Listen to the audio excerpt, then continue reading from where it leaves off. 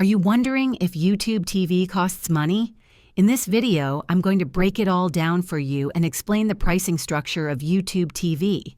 If you're considering signing up but aren't sure about the cost, you'll want to hear this. Yes, YouTube TV does cost money.